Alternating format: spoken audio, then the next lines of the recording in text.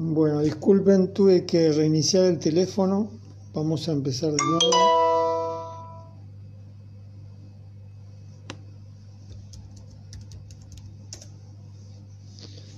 Bueno, ahí estamos de nuevo. Le decía que tuve que reiniciar el teléfono, así que vamos a esperar unos minutos para repetir todo el proceso.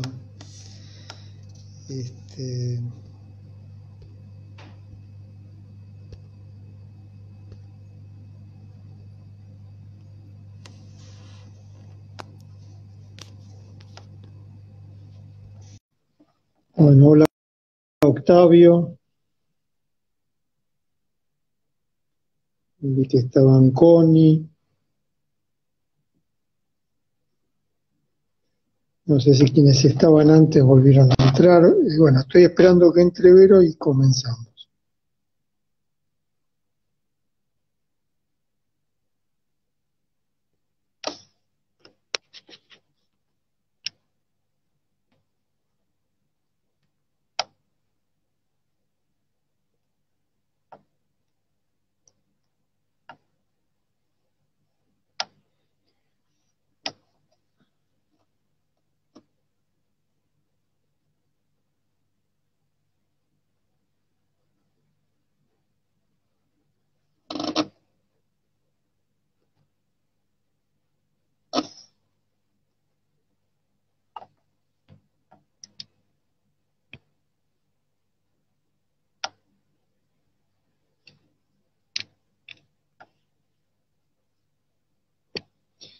Bueno, estoy ahí medio preocupado porque me sale que Vero no puede unirse.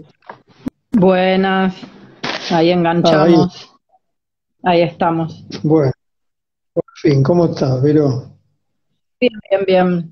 Acá con la tormentita de Santa Rosa. Bueno, debe ser eso que está por ahí interfiriendo en la conexión. Yo creo que sí. Bueno, vamos a comenzar, ¿te parece? Dale, dale, dale, bárbaro. ¿Cómo querés empezar? Bueno, quería comentar, ahí está Gaby, están todavía entrando, ¿no? Sí. Me parecía comenzar comentando algo sobre el título de la conversación de hoy y su relación con las últimas dos presentaciones de los lunes, donde la palabra insolencia estuvo presente, ya no solo como palabra, sino como idea y, bueno, no quiero decir concepto, más que como concepto, como un puente, o sea, un- una astucia para unir distintas experiencias. En ese caso fue una astucia o un puente para conectar lo estético con lo clínico. Eso suena desmesurado, conectar lo estético con lo clínico, y hay algunos puentes, uno de ellos es la insolencia como idea. Yo me gustaría, a lo largo de la conversación, vamos a hablar de distintas escenas de la insolencia, a partir de un texto que escribió Vero, y vamos a retomar algunas cosas de las exposiciones de los últimos lunes. A mí me parecía que quería comenzar planteando la distinción, o habría que construir una distinción que tal vez en este momento no estamos en condiciones de presentarla explícitamente, entre insolencias y otras intervenciones.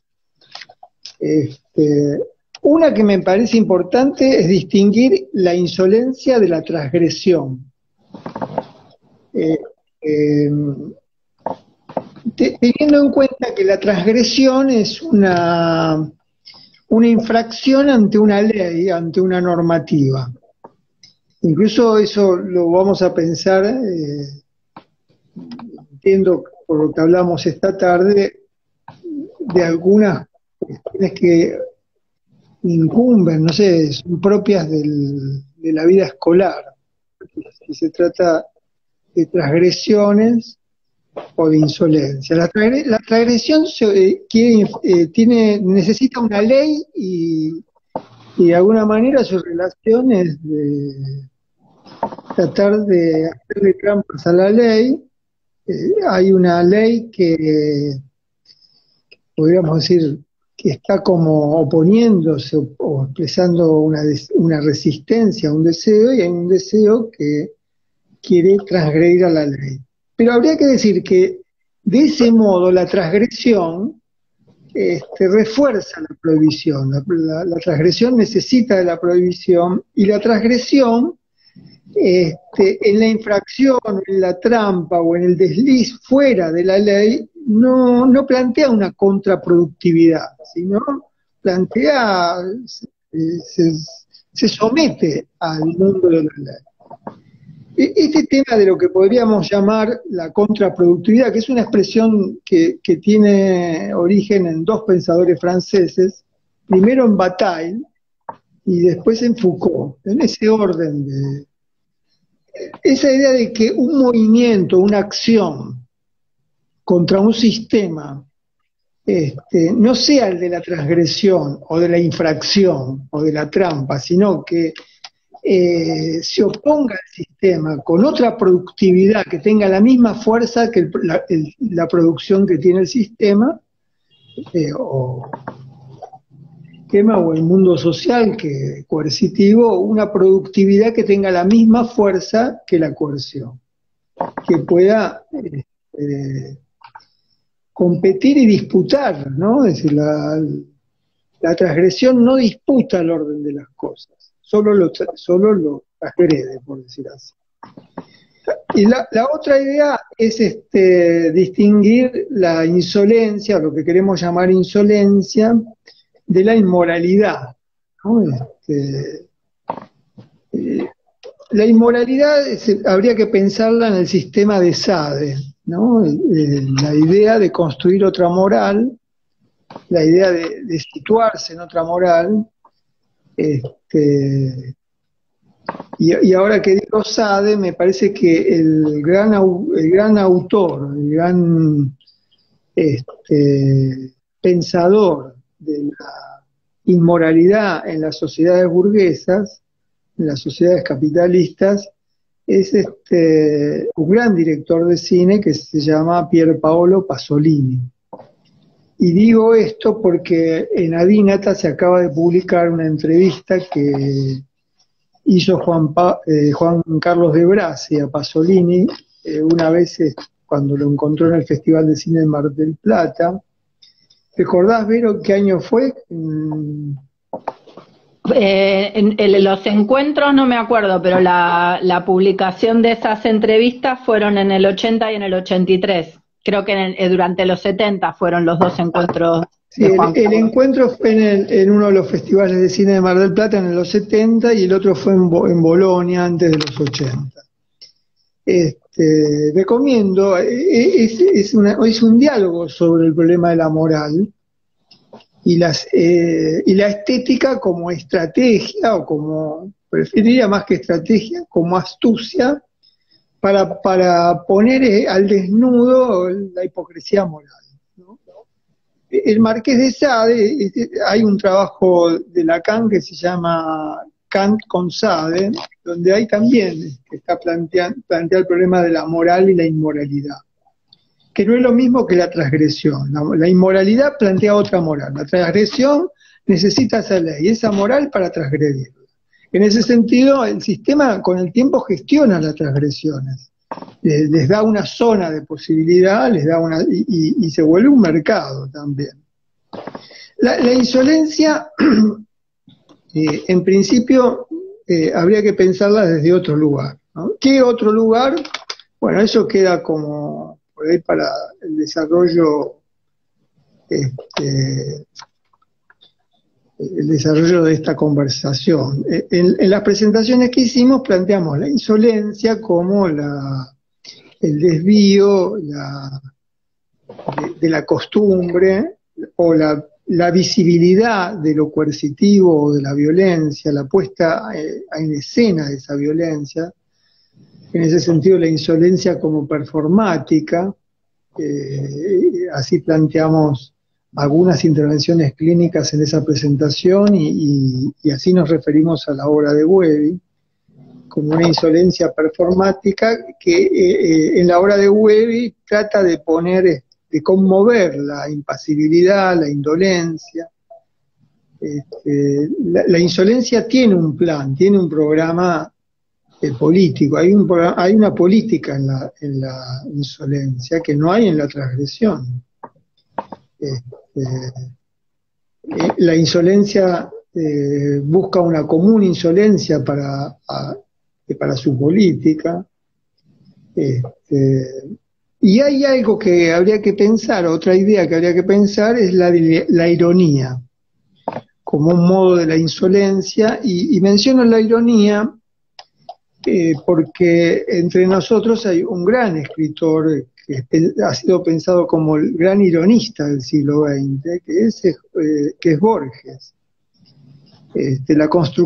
Sus ficciones, la construcción irónica, de hecho hay un libro que se llama Borges, La ironía metafísica, que creo que es de Sabater, de Fernando Sabater. Bueno, esto para plantear sobre todo la distinción entre transgresión y insolencia, ¿no? La provocación de la insolencia no es la misma que la de la transgresión. La transgresión se ve estimulada por la prohibición, ¿no? De hecho, por eso la prohibición no previene, no cancela el deseo, sino que lo provoca, lo estimula. En cambio, la insolencia lo que provoca es pensamiento, lo que provoca es disidencia, lo que provoca es revuelta, lo que provoca es el deseo político de la transformación. Hay una gran diferencia, ¿no? Y bueno, yo uso la palabra de insolencia y también uso la palabra desparpajo. Por ahí es más simpática desparpajo, ¿no? Es por todo lo que desparrama, esparce, como potencialidad. Bueno, este es una pequeña introducción del amor a las palabras, ¿no? Una pequeña introducción de la conexión, del gusto por habitar las palabras y tratar como de auscultar lo que se piensa en ellas, ¿no? Es un momento muy propicio para hacer este trabajo, este acercamiento para las palabras, ¿no? Es un momento que necesitamos volver a revivir palabras que nos permitan acompañarnos en este trance. Vale decir que si alguien estudia psicología, porque se discute sobre la utilidad de esta facultad, la utilidad de los contenidos, la utilidad de las materias, yo creo que tendría que, disculpen que plantee un tendrían que, me arrepiento ya de la fórmula, pero ¿cómo decirlo, no? Que habría que habilitar que las cercanías alrededor de esta facultad, el estar en esta facultad, el habitarla, supone esta práctica amorosa con las palabras. Porque es la práctica incluso que consolida la intervención clínica. La intervención clínica supone un trabajo muy cuidadoso y respetuoso con las palabras, ¿no? Porque es una intervención que acompaña con las palabras, que trastabilla, que vacila, que no sabe qué palabras usar, y ese no saber qué palabras usar no es un defecto de la clínica, es la clínica misma, ese momento de indecisión, donde se trata de nombrar lo que nos está pasando y hay una apuesta, una tentativa, siempre dudosa, insegura. ¿Será esa la palabra? No es exactamente esta la palabra. No sé cómo nombrar esto que me pasa, o no sé si lo que te estoy diciendo nombra lo que te pasa. Ese trabajo de encontrar la palabra que nombre lo que nos pasa es la gran potencia del momento clínico, ¿no? Es un trabajo de indecisión, de espera y de tentativa. Bueno, así, como si estuviéramos en una sesión, dijimos alguna cosa sobre la palabra insolencia. Te dejo a vos la palabra insolencia o la que sea, pero... Sí, sabes que a mí viste que te vengo diciendo que me viene pasando que a partir de las últimas exposiciones de los lunes, como que se me me sale como a detonar recuerdos de un montón de situaciones en las aulas y especialmente en las aulas de escuela secundaria. Y a la vez, como que a través de Filoctetes, el trabajo que vas haciendo con la idea de parresía, me reencontró con las ganas de leer eso en Foucault. Y sabes que justo mientras recién hablabas, viste que hoy te comentaba que en el seminario La hermenéutica del sujeto, en esas clases, en esta desgrabación de esas clases, bueno, Foucault viene trabajando mucho la idea de parresía, y sabes que justo ¿viste? Lo trabaja en relación a lo que plantea un epicúreo que se llamaba Filodeno de Gadara o algo así, y justo él lo que ubica es, por un lado, el principio en relación con la parresía, la necesidad de una relación afectiva, de amistad, y por otro lado, como una dedicación a la manera de decir, que lo llama ética de la palabra, como dice que es como una especie de nueva ética de la relación con lo verbal, que bueno, creo que tiene absolutamente que ver con lo que estabas diciendo recién. Y a mí en su momento, cuando empezaron a comentar que la publicación de este seminario y que Foucault, el último periodo de su vida, volvía a los griegos y a trabajar la parresía, a mí era una idea que en su momento me parecía muy apasionante, en esto de, no por el lado de decirlo todo, sino más, a mí me interesaba más por el lado de como la franqueza, el decir franco.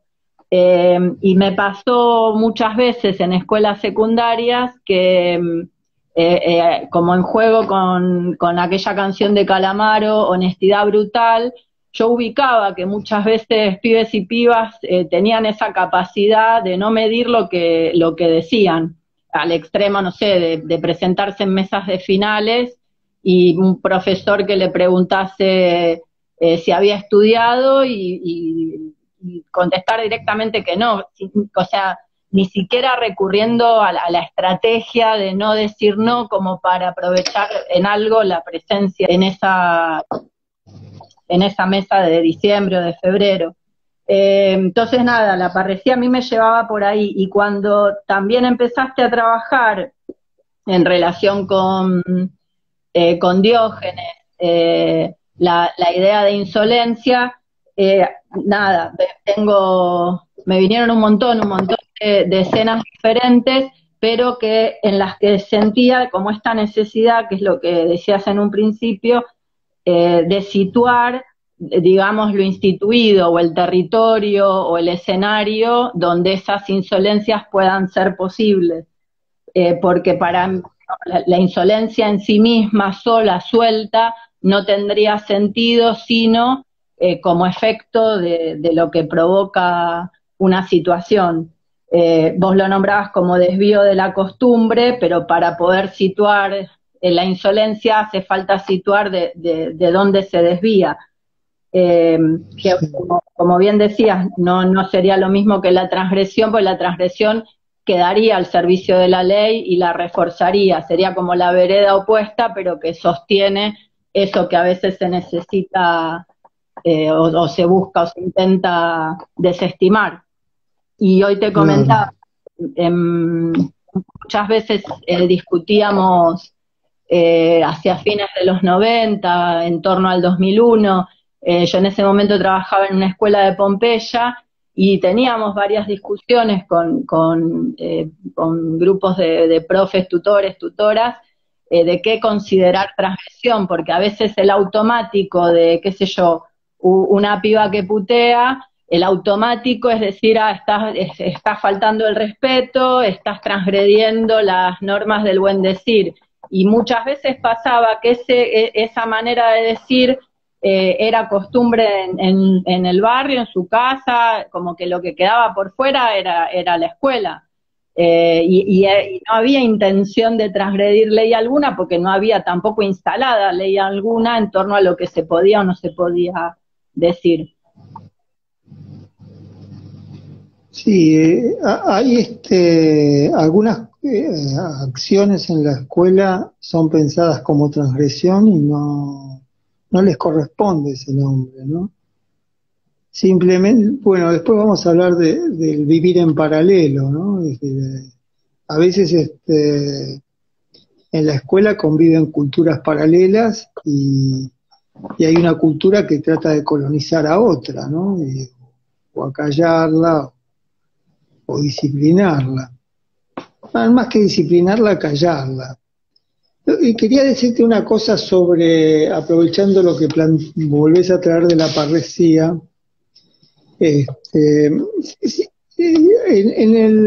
Etimológicamente parresía tiene que ver con eso que se sale de la costumbre. Pero también se traduce el término griego como, y ahí hay una distinción, si es decir todo o se trata de un todo decir. Y no es un juego de palabras, ¿no? El decir todo, yo lo vuelvo a repetir y lo vuelvo a escuchar, y el decir todo me lleva al tema de la confesión. Dígalo todo, confiese, cante. Bueno, y el tema de la tortura para decir todo. Hay una expresión del psicoanálisis que también nos lleva a pensar en el decir todo, que es diga todo lo que se le pasa por la cabeza, ¿no? La invitación a la asociación libre o al decir sin censura, sin prohibición, sin inhibición. Es un llamado al decir todo. Pero a mí me parece que la parresía no tiene que ver con esos dos movimientos, que además son paradojales, ¿no? Porque no hay nada menos libre que la asociación libre del psicoanálisis, porque digamos, es un llamado, es la construcción de una expectativa, de una especie de regla fundamental, que de alguna manera, no de alguna manera, que es la manera de una condición que condiciona la conversación. Como pedido a priori, ¿no? Por eso me parece que es un gran tema el del habla analítica, como lo llamó Blanchot, y como está en ese libro que nosotros hicimos una edición bilingüe para una cursada, ¿no? Y que se llamaba el habla analítica, donde tomamos ese artículo de Blanchot. Que ahí habría que pensar también el habla de los analistas, cómo hablan quienes actúan o ofician de analistas. Entonces yo te decía que en lugar de un decir todo, yo prefiero pensar en el todo decir, en un todo decir. ¿Y qué entiendo por un todo decir? No el decirlo todo, sino jugarse del todo en lo que se dice. Es decir, jugarse la vida en lo que se dice, jugarse el pensamiento, jugarse la incomodidad, es jugarse en lo que se dice, jugarse enteramente o todo en el decir.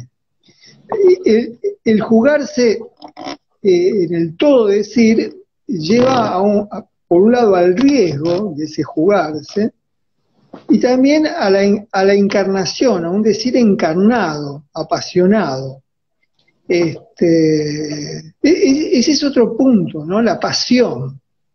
La pasión que estalla en el todo decir, como decir encarnado, como decir que pone en cuestión el poder, es decir, que a diferencia de la transgresión, el todo decir no quiere transgredir una ley. El todo decir quiere enfrentar al poder productor de leyes. Hay una diferencia enorme, por eso esa diferencia hay que pensarla en términos políticos. A mí me parece muy interesante el todo decir, y se vincula a lo que vos decís de la franqueza. Esa es una idea también muy, muy importante para pensar, ¿no? ¿Qué es la franqueza? ¿Qué es la idea del decir franco? ¿No?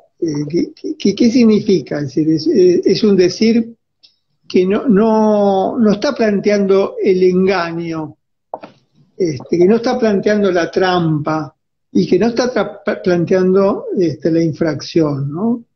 Si la franqueza busca otro camino del decir. Hay en la franqueza siempre una connotación que nos emociona, que la franqueza es el decir generoso. Es un decir que tiene generosidad, ¿no?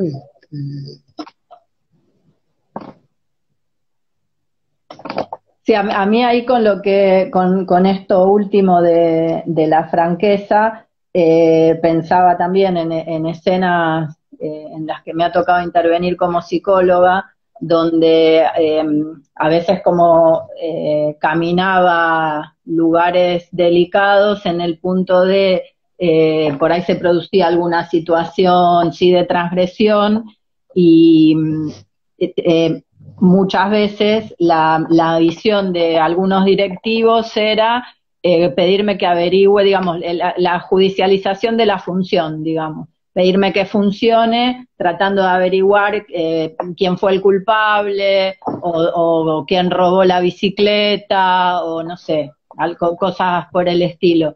Y ha sido un trabajo siempre buscar el modo de correrme de ese lugar para que eso pueda transformarse en otra cosa y no en una escena judicial de búsqueda de culpable y de castigos.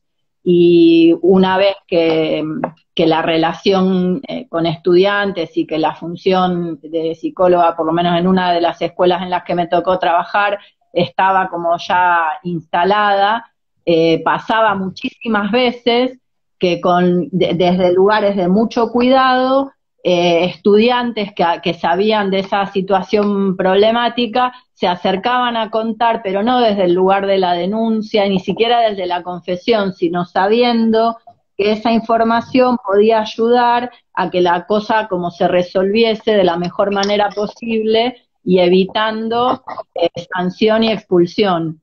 Y tenía más que ver con esto que vos decís, ¿no? La franqueza con ese decir generoso, pero sabiendo que lo judicial, digamos, que a mi gusto, o lo punitivo, que a mi gusto ocupa cada vez más el trabajo en las escuelas y muchas veces el trabajo institucional del psicólogo, de la psicóloga,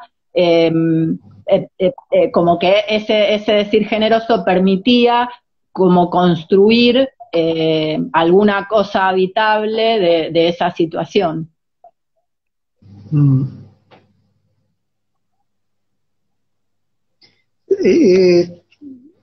Estaba pensando que yo anticipé que esta conversación se iba a basar en las exposiciones de los lunes, de los últimos 2 lunes, y en un texto que escribió Vero a partir de estas exposiciones. En este último texto, el primero es el que se publicó en Adínata, ¿no? Se publicó hoy. Sí. Fue la base de la conversación pasada. Y en a mí me gustaría que comentes la intervención de Carlos Herrera, esa obra de arte conceptual con la que ganó la edición del 2011 de Arteba. Para poder pensar, yo creo que ahí hay una... Bueno, me gustaría que las cuentes, pero anticipo, yo leyendo tu texto y tu presentación de la obra de Carlos Herrera, que ahora vamos a comentar, pero vas a comentar ahora, me pregunté si ahí hay un acto de insolencia y me inclinaría, no sé si al final de la conversación voy a mantener esto, después de que hablemos, pero me inclinaría a pensar que hay un acto de insolencia en la obra de Carlos Herrera. Que hace unos años, cuando yo conocí la obra, no lo pensé así. Me pregunté en ese momento, no sé si vos recordás una discusión que tuvimos en ese momento. Nico estaba en Arteba en el año hace 10 años, fue esto, y volvió contando quién había ganado esa edición y discutimos sobre si eso era arte o no. Yo tengo que admitir que en ese momento tuve muchas dudas sobre si esta intervención de Herrera se podría considerar una obra de arte.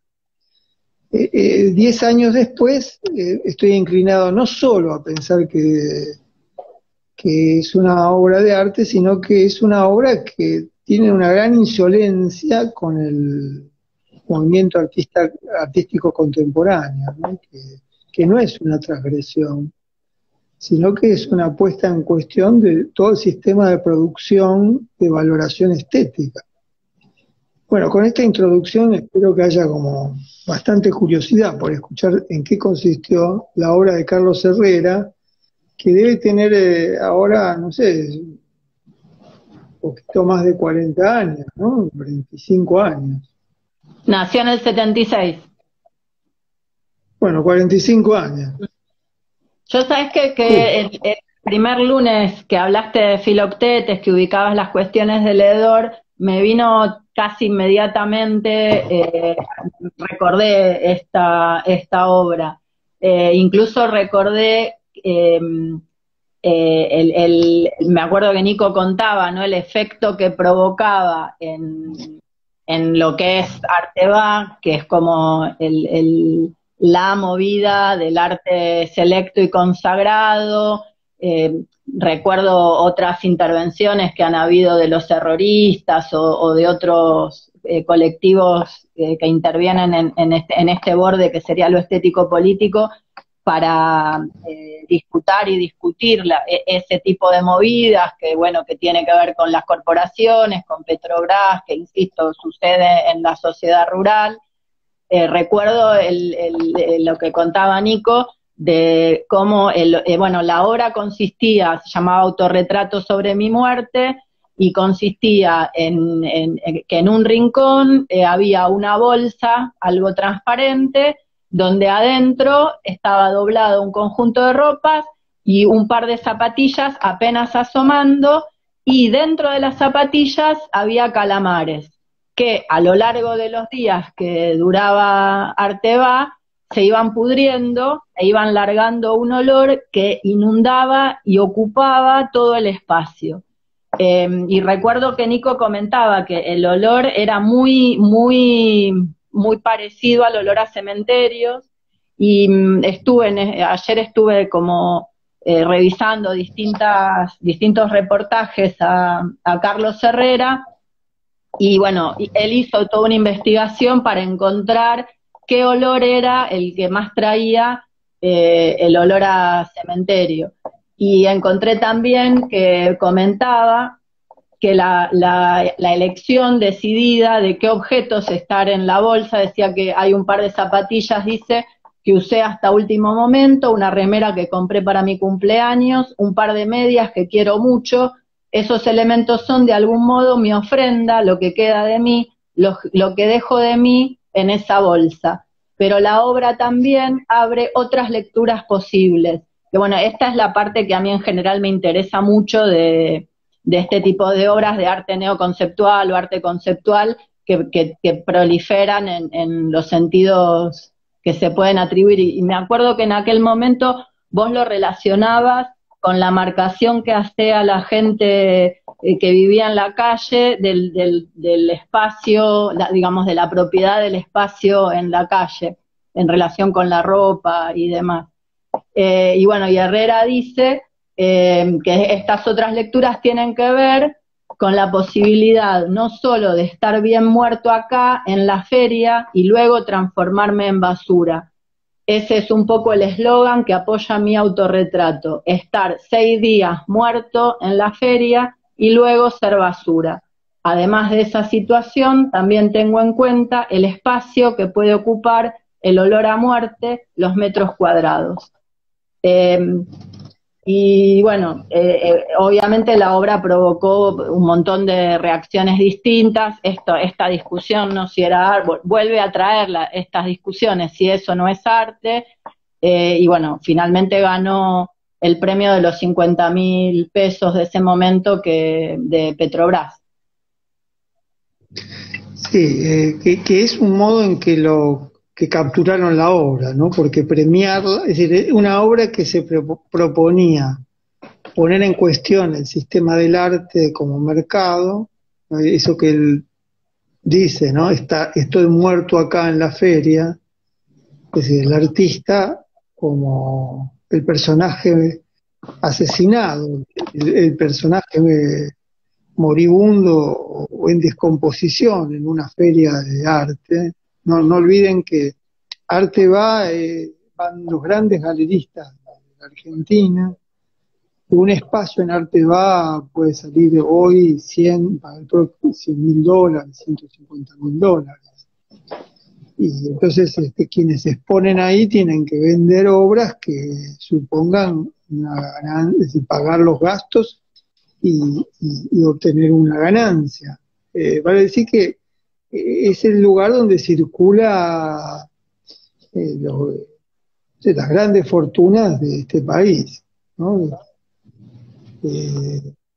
Entonces ahí pensarse como muerto y pensar que al artista lo transforman en basura era como una fuerte denuncia a través de una intervención performática donde a lo largo de los 6 días, que es el tiempo que dura Arte Va, se desarrolla durante una semana, va creciendo el olor a la muerte, el hedor de la muerte. Pero ¿qué muerte? Y bueno, está planteando uno de los grandes temas, ¿no? La muerte del arte. Que es nuestro tema también. Hoy Fabio García me mandó un tuit de un alumno aparentemente de la Facultad de Psicología, podría ser una invención, que cuenta que decidió dejar la facultad porque los contenidos que enseñamos no responden a la vida. No sirven para vivir, o no sirven para ganarse la vida, que son todas las formas, todas las ideas por las que podemos estar en la facultad, ¿no? Que los que estudiamos nos sirva para ganarnos la vida. Esa idea de ganarse la vida habrá que pensarla muchas veces, porque si hay que ganarse la vida es porque no está garantizada. La vida de quienes habitamos la facultad está amenazada. La vida de quienes habitamos la Argentina está amenazada, de quienes habitamos el planeta. Y sí, la respuesta es que hay una amenaza. Por eso decimos con tanta naturalidad que tenemos que ganarnos la vida, o que queremos ideas, pensamientos que acompañen el vivir, ¿no? Que nos ayuden a pensar la vida. Y en ese sentido, leyendo el tuit que estoy comentando, yo pensaba que así como Carlos Herrera hace 10 años decía que estamos ante la agonía y la podredumbre de lo que consideramos el arte y el lugar de los artistas en el mercado, ese es otro gran problema también, ¿no? La idea de obrar en el arte y el ganarse la vida. Y esa denuncia de que el arte y los artistas están muertos tiene una relación con lo que empezamos a hablar hoy, ¿no? Darle respiración boca a boca a las palabras, como hemos dicho, ¿no? Es percibir que las palabras o están extenuadas, o están ahogadas, o están moribundas, o están agonizando, y que lo peor, lo más claro de ese agonizar de las palabras, de esa muerte del pensamiento, es el manual de diagnósticos y tratamientos, ¿no? El DSM-5. Dentro de algunos años será el 8, pero los números van a renovar esa idea de glosario acotado y reducido, donde las palabras se vuelven una jerga, o las palabras se vuelven como cadavéricas, ¿no? Es decir, lo único que le falta a las palabras es provocar mal olor o destilar el hedor, aunque ya destilan, es decir, hay amargura en los alientos al usar esas palabras como lugares comunes. En ese sentido, pienso que nos tendríamos que sentir afectados por esa idea de la muerte del arte, de la muerte de quienes ofician como artistas, y de la amenaza de muerte de una facultad que trabaja con la palabra, ¿no? Que su trabajo es el de la palabra, con toda la aclaración de que cuando decimos palabra estamos diciendo muchas más cosas que el lenguaje pensado como verbal, la palabra encarnada, la palabra cuerpo, la palabra pasión, la palabra movimiento, ¿no? La palabra aliento, la palabra soplo vital, todo lo que, y la palabra y la música, la palabra como melodía del habla, todo lo que podríamos decir de la palabra es la vida misma. Entonces, me parece, y ahora dudo, vacilo, si hay una insolencia o el premio finalmente transforma esa insolencia en una simpática transgresión, ¿no? O reduce al arte conceptual, que es el gran tema, el arte conceptual, ¿no? Que es un arte que es la puesta en escena de una idea, de un concepto. Acá es el concepto de la producción social y económica del arte. Me parece que en esto que vos decís de si es o no transgresión, insolencia, me parece que en eso hay como movimiento, porque por ahí en un principio la obra ahí, largando el olor, tenía quizás la fuerza de insolencia y la habilidad de premiarla, por ahí la transforma en ese movimiento, busca darle otro sentido, y creo que en ese punto esos movimientos de si querés, de lo instituido y lo instituyente, de la captura y la salida, hacen que quizás un mismo gesto pueda ir cambiando de sentidos. Y pensaba también que en esto de ganarse la vida, de que la facultad o las lecturas no responden a la vida, creo que venimos estando en tiempos donde a veces la vida no responde a la vida, o eso que nos hacen creer que es la vida está en horizontes tales que cuando estamos en territorio, para mí es llevarlo hacia la pregunta de, además de cómo estar en la palabra, cómo estar en la vida, cómo estar en la facultad, cómo estar en las escuelas, cómo estar en el consultorio, que lo relaciono también con lo que veníamos conversando otras veces del estar ahí. Creo que la cantidad de escenarios espectaculares o catastróficos a las que nos suele invitar el capitalismo hacen que finalmente muchas veces nos perdamos de estar donde estamos.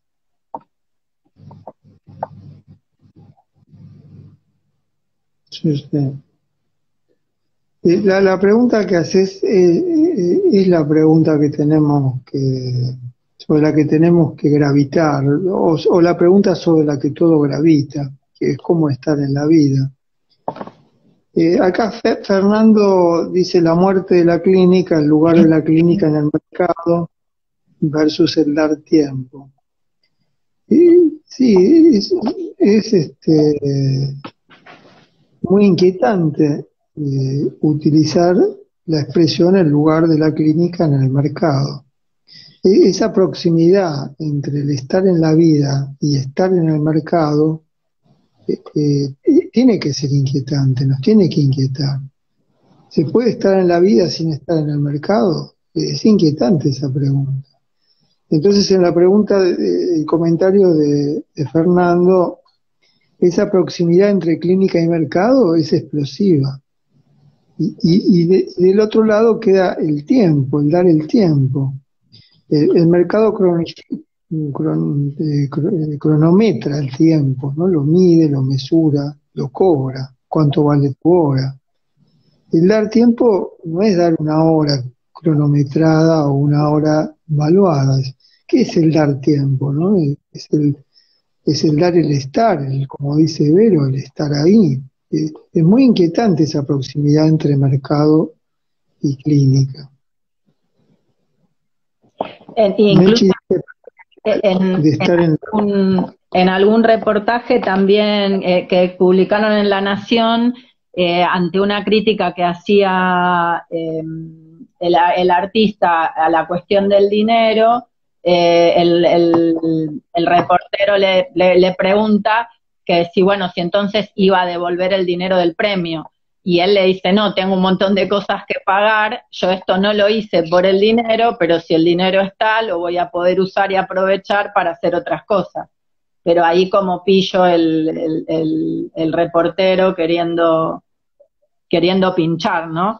Que para mí, eso, digo, a mí me cuesta pensar estas cosas sin ubicarlas en una situación, porque a mí me suele pasar que, digamos, de tanto leer y trabajar desde el análisis institucional o desde las lecturas del postestructuralismo, que en las situaciones donde están las posibilidades de encontrar salidas, de encontrar rupturas, incluso a veces es también la misma situación la que define los gestos de insolencia.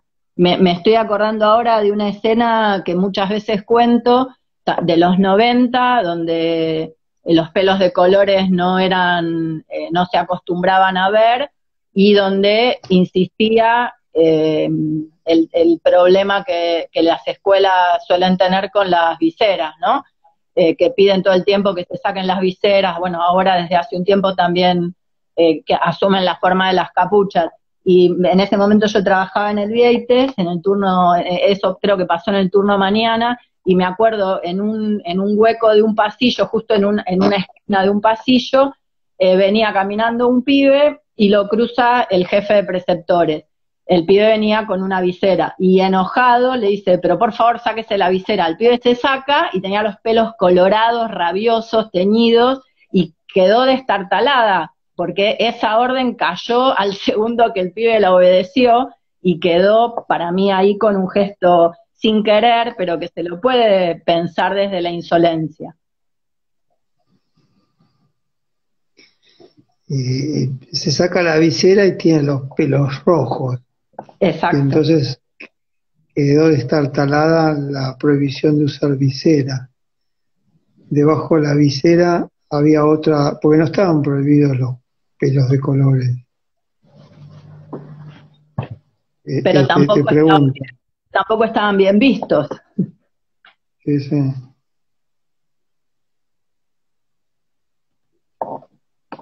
Ahí, hablando de las experiencias en las escuelas, hay una experiencia que contás de una sesión de teatro que hace el Frente de Artistas del Borda en una escuela. Vacilé en decir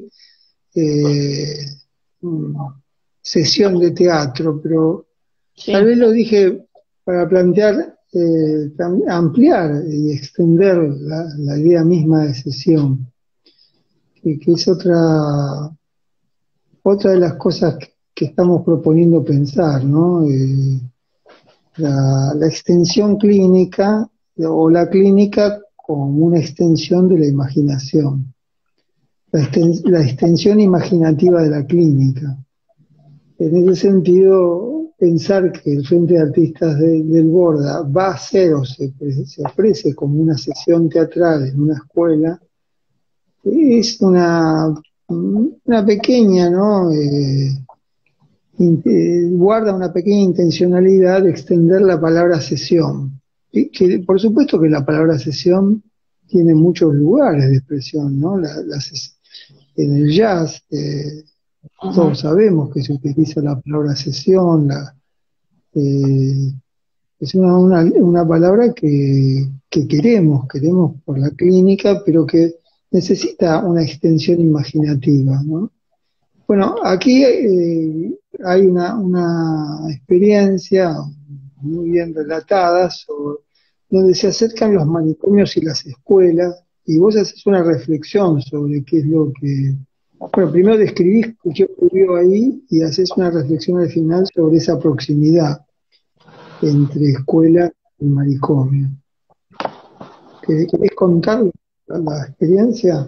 Sí, esa fue la primera de, por lo menos, no sé, habrán sido, ahí está Fer, no sé si habrán sido 4 o 5 veces que cruzamos escuela y manicomio. Por eso también esa reflexión. Esa vuelta se organizó eh, con mucho cuidado de preparación del espacio, la presentación de la obra Reinsertón, que era la obra de ese momento del Frente de Artistas del Borda, El laberinto de los normales. Sí. ¿En qué consistía la obra, Vero? ¿Por qué se llamaba Reinsertón? Y hacía, el nombre condensaba reggaetón con reinserción. Y ponía a trabajar, igual ahí también me robaron los órganos y Fer pueden ayudar si le pifio en algo en este recuerdo. Y la Acá obra alguien te está poniendo que la obra se llamaba El laberinto de los normales. Sí. Y la obra discurría en, digamos, las peripecias que pasaba alguien que recibía el alta y entraba en diálogo con las voces de la sociedad en ese, que justo era cuando el macrismo ya estaba gobernando Ciudad de Buenos Aires. Entonces ya en Ciudad de Buenos Aires, todavía no en el país, aparecían esos pedidos de justicia ante cualquier cosa. Había una escena en la que cantaban el himno, bueno, tenía como varias cosas por el estilo. Había una escena que me acuerdo que en general causaba mucha gracia, que causó mucha gracia, que era, sostenían el cartel, ¿cómo era ese cartel de, a ver si no me acuerdo lo que decía, si Fer o me robaron los órganos me ayudan, en relación a Buenos Aires, y que en algún momento, haciendo Buenos Aires, que era como el eslogan del PRO de ese momento, y en algún momento aparecía una solapa que agregaba haciendo mierda Buenos Aires, que de hecho tenemos algunas fotos que después se sacaron estudiantes y actores en torno a ese cartel. Lo que pasó ese día fue yo lo sigo manteniendo casi como mágico, porque se sostuvo en ese momento, la escuela tendría más o menos más de 300 estudiantes y se organizó en el playón de la entrada, tomando las escalinatas casi como tribuna, pusimos sillas a los costados, banderines, hubo mucho cuidado en el armado del espacio, barrimos la explanada, la obra se filmó. Bueno, nada, cuidar todo eso, y a la par que cuidar todo eso, el vértigo de una mañana en una escuela, ¿no? Donde había llamados, había alguna chica que lloraba, había algún problema en algún curso, se presentaba alguien de alguna familia por alguna entrevista o algo así. Y bueno, cuando finalmente llegaron los artistas, avanzó la obra, el acompañamiento que se produjo variaba de aplausos espontáneos, risas, silencios conmovedores, y generó como una cercanía, incluso hubo pedidos de autógrafo, me acuerdo, para Pablo, uno de los muchachos, y se generó una cercanía que a mí desde ese momento, que es la reflexión que pongo en el texto, me hace pensar los puntos de contacto entre los excesos de sensibilidad que ocupan tanto manicomios como escuelas. Y es algo que a mí en general me conmueve, la complicidad que se produce en esos encuentros, ¿no? Y esa palabra me gustaría pensar, ¿no? Estoy tratando de leer lo que están, no sé si llegás a Sí, dice, alcanzar a leer. dice la persona externada que se tenía que incluir en la sociedad era la bola de un flipper, boyaba de normalidad en normalidad y rebotaba, ¿no? Mientras boyaba.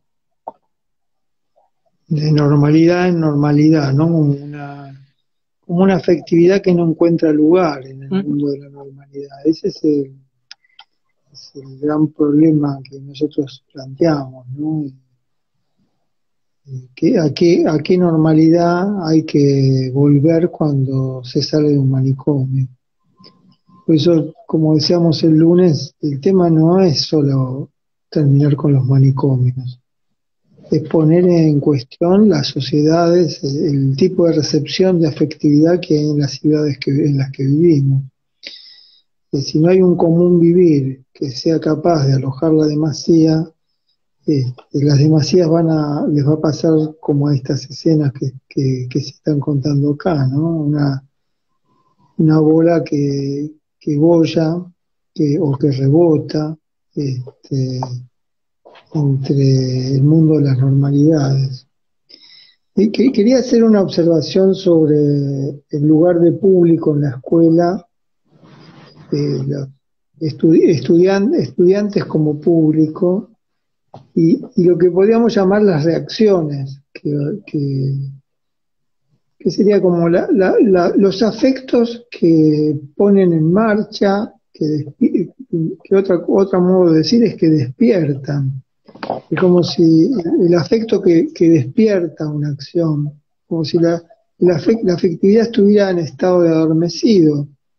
Y de ese adormecimiento hablamos todo el tiempo. Lo llamamos impasibilidad, indolencia, insensibilidad, frialdad, indiferencia, este, distancia excesiva, amurallamiento. Tenemos muchas maneras de hablar de eso porque es una de las experiencias más vívidas que tenemos, ¿no? Es indiferencia, es impasibilidad. Hay muchas distinciones entre esas palabras.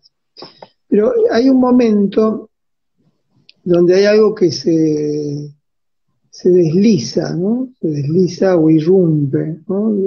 Las risas. Y en el texto vos, Vero, escribís risas francas, de nuevo vuelve la franqueza, ¿no? Esa generosidad de la risa, porque sí, esa risa que sorprende a quien ríe y que sorprende y entra en diálogo. Y seguimos llamando público a ese momento donde se desliza un ir y venir de la afectividad, donde las afectividades, bueno, muchas veces se dice, ¿no? Quienes actúan en un escenario dicen que hay algo que se llama el flujo afectivo que puede cambiar el devenir de una obra o una clase. Aquí tenemos muy poco flujo afectivo en esta conversación, salvo las intervenciones en el chat, que ya las empezamos a leer como formas del abrazo, como la suavidad de la cercanía, como la generosidad de una mirada. Así estamos leyendo el chat. Cada vez lo leemos con más urgencia, ¿no? No perderse lo que dice el chat. Es- Cuando el chat o la conversación en los mensajes empieza a producir eso, empezamos a romper esa frontera, ese muro que hay y que hace que se llame audiencia, público, a una especie de aparato receptor lejano. Entonces, cuando vos escribís que estallan risas francas, aplausos, y que esos aplausos son sorpresivos, esa idea del aplauso sorpresivo, ¿no? Del aplauso que invita a la acción, que no es el aplauso esperado en el remate. Este, También dice el texto, miradas ensombrecidas ante la crudeza del relato. eh, como si el dolor se vuelve una sombra en la mirada. Es decir, seguimos llamando público cuando esas sensibilidades tienen una mirada ensombrecida. Y nos interesa discutir el tema del público, ¿no? O del auditorio. Sobre todo porque, volviendo a lo escolar, muchas veces tememos que las clases se transformen en un público. De hecho, o que funcione como un mercado, donde el público compra o no compra, donde me gustó o no me gustó la clase se transforma en una evaluación del uso o de la conveniencia de una clase, ¿no? Es decir, de nuevo el tema del mercado, la escuela, el mercado y la clase, el mercado y la clínica.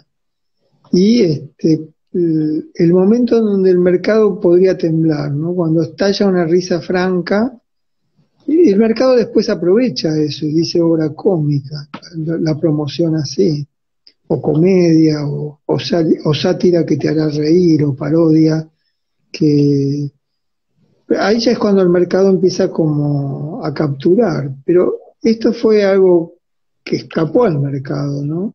Incluso lo artesanal de la descripción, en medio de las urgencias escolares, no había armar el espacio, conseguir un equipo de sonido, una mamá, un llamado, ¿no? Todo lo que pasaba, ¿no?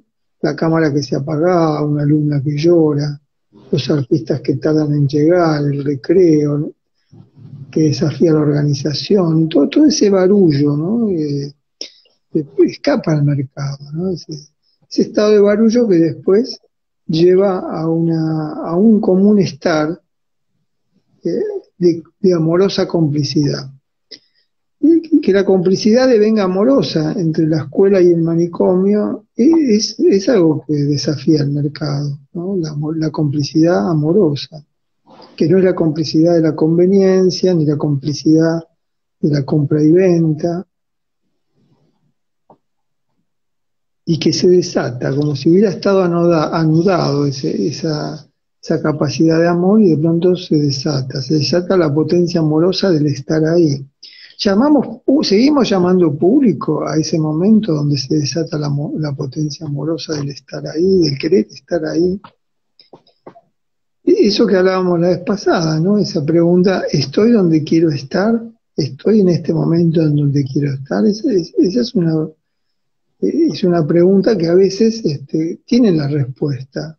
Se responde esa pregunta cuando se desata esa complicidad amorosa. Esa complicidad quiere estar ahí. Y esa amorosidad es el deseo de estar ahí.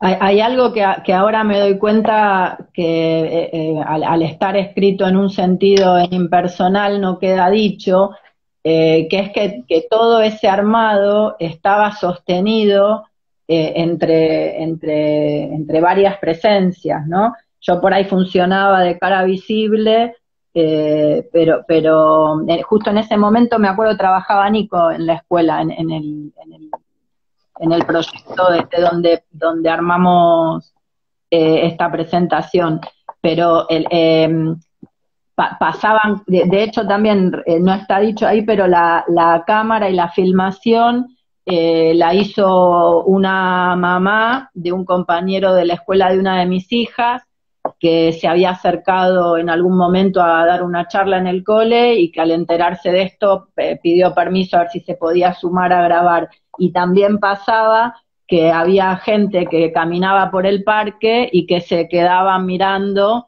eso que estaba, digamos, la obra de teatro, ¿no? Del otro lado de las rejas. Y que también estudiantes colaboraban en eso. Como que también las veces que por ahí he armado cosas por el estilo, yo funciono por ahí como un motor más o un eslabón más en todo un armado donde mismo esto también que vos decías de los estados conversacionales que disuelven las jerarquías, en ese momento pasó algo así, eh, eh, la colaboración, la ayuda, incluso ni siquiera es que los estudiantes estaban sentados por cursos y había un preceptor controlando que se callen o estén, digamos, se armó todo de una manera como si se hubiese suspendido la escuela en ese momento, ¿no? Y ese espacio que se daba ahí no fuese ni un teatro ni una escuela, pero sí, y con muchísima colaboración. No me gusta ya decir construcción colectiva porque siento que es como un modo que ya está hasta trillado, pero había colaboración por todos lados y por eso también pasó todo lo que pasó.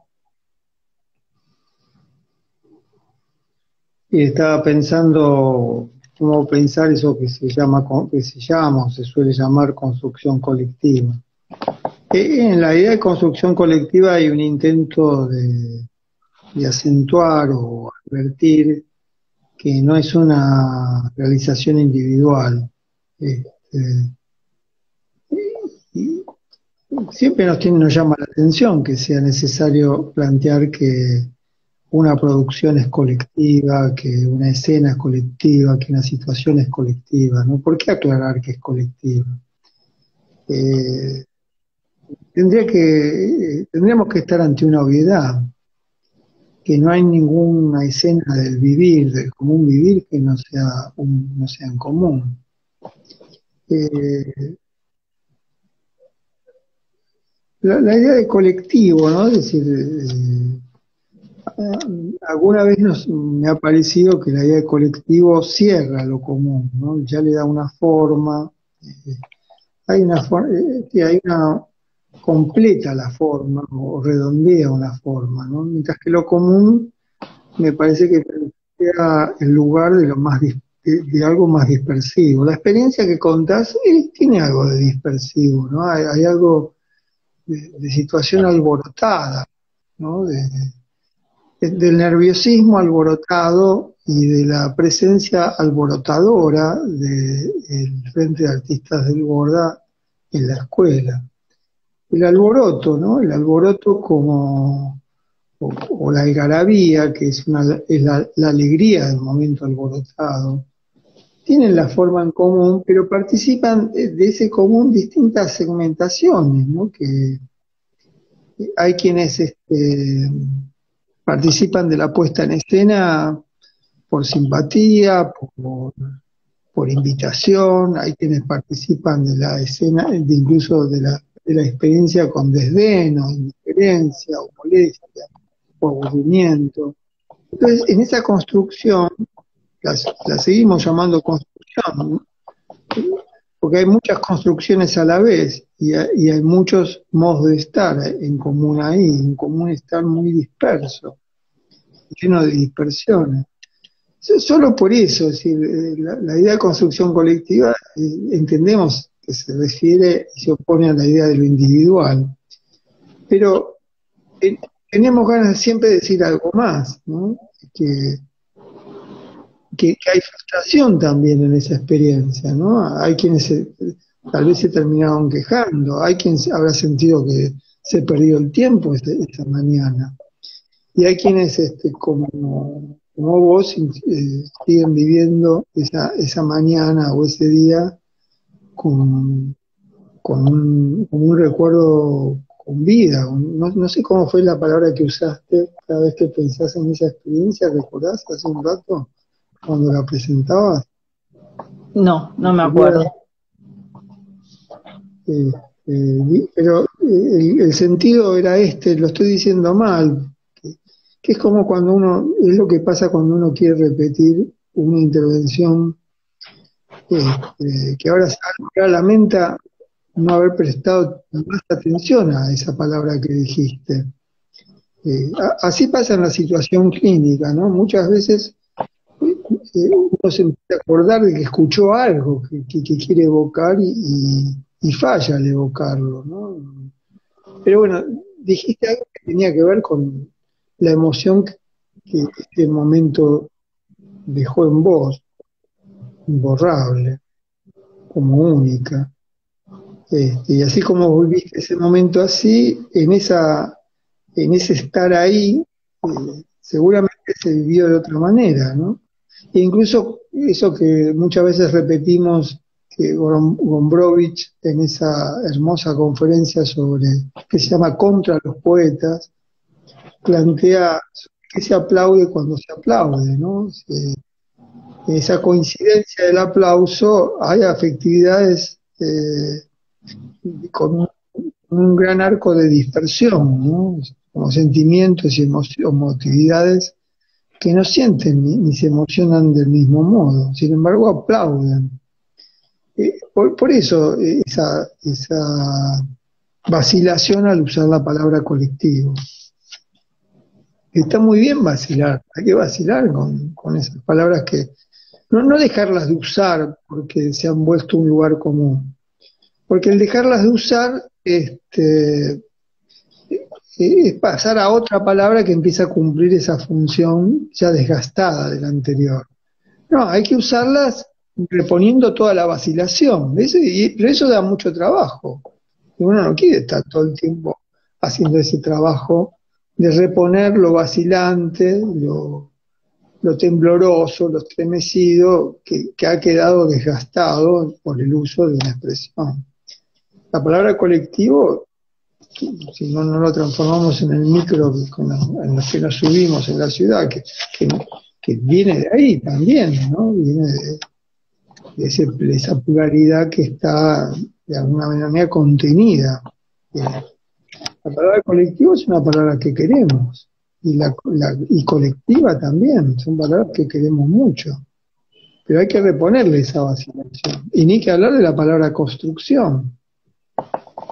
Sí, lo que pasa es que también a veces son nombres que quedan, digo, como el premio a la obra de autorretrato de mi muerte, que quedan cooptados por los poderes, y en esa cooptación le quitan la fuerza que esas formas asumen. Y aparte creo yo que son acontecimientos que exceden los nombres, que el nombrar es más o menos una contraseña como para más o menos entender de qué vamos o qué horizonte ético político nos interesa. Pero digo, nada, esto que solemos trabajar en la materia, ¿no? Cuando ya algo queda nombrado repetidamente y lo utilizan de izquierdas y de derechas, bueno, sospechemos de ese nombre y empecemos a tratar de decir las cosas de otro modo. Sí, sí. De hecho, la palabra colectivos tenemos que... se ha transformado en una forma del espectáculo televisivo. Si hojeamos, si espiamos los programas de la televisión de cable y aire, como las mesas periodísticas, ¿no? Los colectivos de periodistas de TN que se reúnen alrededor de una mesa, los colectivos de periodistas de La Nación Más, los colectivos de periodistas como programas de animales sueltos, o todo ese formato, ¿no? De una gran mesa o un gran círculo de opinadores, ¿no? De colectivos del odio, colectivos de la injuria, colectivos del espectáculo o del chisme. Se ha construido una escenificación, ¿no? de lo colectivo en los formatos televisivos, ¿no? Para el chisme, el odio, la injuria. Entonces también, ¿no? Si el dueño de un multimedio habla, bueno, nosotros somos un colectivo de producción de noticias, bueno, empezamos a sospechar qué significa, qué apropiación tiene esa palabra, ¿no? Es como una palabra que obtuvo el premio Petrobras, ¿no? Sí, sí. De una empresa estatal brasileña y producción de hidrocarburos. Pero las palabras también reciben premios y con esos premios tienen la carga de los compromisos que crean los premios. Los premios crean compromisos. Por eso ese periodista ¿cómo se puede decir? Dijiste pillo, un periodista pillo le dice al artista, bueno, si usted no hizo esto por dinero, devuelva el dinero, devuelva el premio. Y el artista le responde, no, porque tengo deudas, tengo que pagar mis deudas, no lo voy a devolver.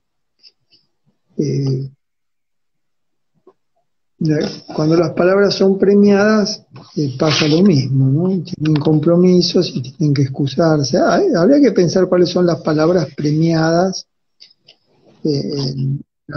para las varias generaciones que hemos estudiado psicología en los últimos 50 años, ¿no? ¿Cuáles son los lugares? ¿Qué palabras son las premiadas? ¿O qué nombres autorales son los premiados? Acá en el chat ponen, a veces acontecen sonrisas cómplices o lágrimas compartidas. Fede pone, Susi Shock dice que el piberío primero abraza y después pregunta. Después preguntan si se llama cooperación a ese nombre de lo colectivo. Yo ahí contestaba que ojalá ningún nombre alcance. Y ponían, las cosas tienen bordes dentados, dice Pizarnik, no nombrar las cosas por su nombre, quizás porque no alcancen los nombrables. Y dice después, Cortázar propone recuperar ese valor que las palabras gastadas por el uso del capitalismo o el fascismo han impreso en ellas. Las palabras están vivas.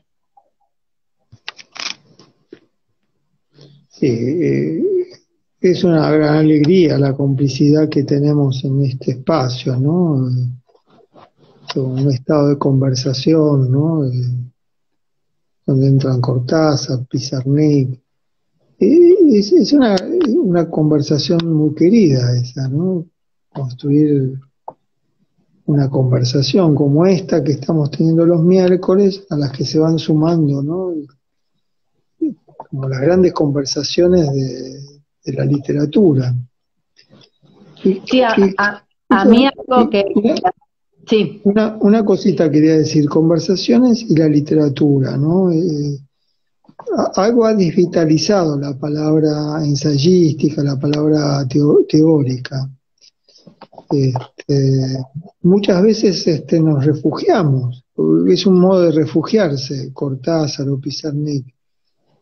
Para mí es un gran refugio, un gran lugar de convalecencia de muchos dolores de la palabra, ¿no? Ahí es como si las palabras se restauran, vuelven a recobrar vida.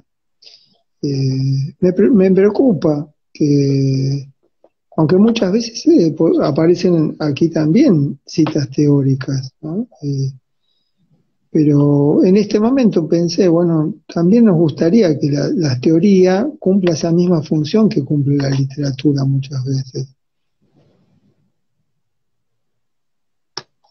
Sí, en eso creo que también la invitación a escribir es un modo porque yo también suelo decir, ¿no? Y de hecho me lo han transmitido, la importancia de escribir. Yo recuerdo cuando empecé a trabajar en escuelas, Elena Pérez, que es una profesional que también trabajaba en el Departamento de Orientación del Nacional Buenos Aires, me insistía con escribir, me insistía que escribiera o que presentara trabajos en jornadas o en espacios así, y ella decía la importancia de que quienes estamos trabajando podamos conceptualizar y podamos pensar lo que vamos transitando. Y yo eso lo sigo retomando, y a mi gusto Adinata es una gran oportunidad como para poder escribir eso que estamos pensando, conceptualizar en eso que estamos pensando, porque también pasa que justamente en la necesidad de estar en la vida y de de lograr como posibilidades económicas para tener el privilegio de escribir, a veces hace que el vértigo de ganarse la vida no nos dé oportunidades a parar y escribir, a parar, reflexionar, conceptualizar y escribir. Y me parece que por eso también muchas veces pasa que quienes escriben son los que tienen esos privilegios ya ganados y pueden ir y meter las narices y conceptualizar sobre lo que otros hacen muchas veces.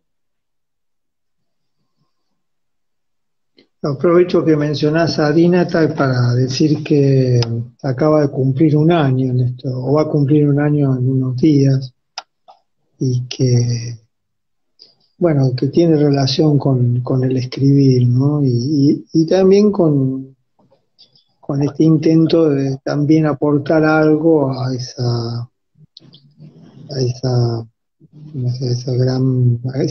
gran punto dramático de que las palabras pueden perder la vida. Y bueno, se podría aportar, uno puede querer aportar a darle, no a darle vida a las palabras, sino a volver a reactualizar la vida que las palabras tienen. Las palabras tienen vida, no necesitan que se las demos. Más bien se necesita que no le impidamos la vida en las palabras. ¿Y cómo impedimos la vida en las palabras? Y transformándolas en código, en frases hechas, en discursos, posiciones no pensadas.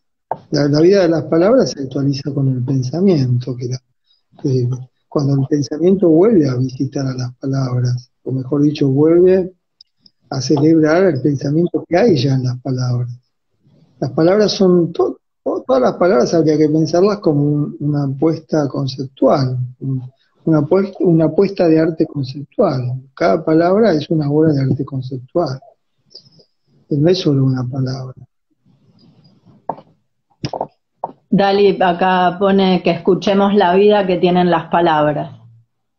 Y pensaba también en la posibilidad en estados conversacionales de como de abrir mundos y de ampliar de referencias, de esto que algunas veces hemos conversado de leer la biblioteca del autor, ¿no?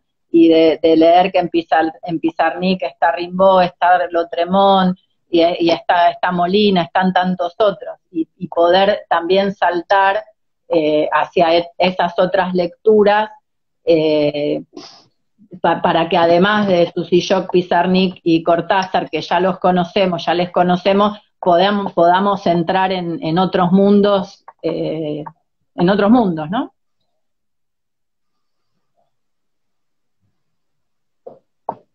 Bueno, Vero, acá Mechi te manda un corazoncito y yo también te mandaría otro corazón para Mechi, para Dali. Estas conversaciones serán narradas en la Dinata cuando cumplan 10. Dice bueno, gracias a... Gracias, la gratitud es franca, es como decía Vero, uno de los actos.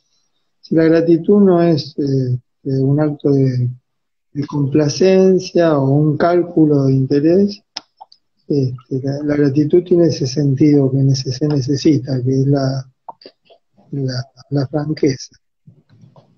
Sí, yo te agradezco mucho el despertarme todos esos recuerdos y la posibilidad de sentarme a escribirlos, porque es un modo también de que permanezcan.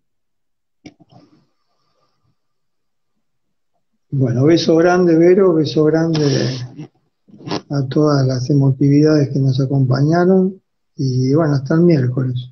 Abrazo. Beso grande. Chao. Chau, chau.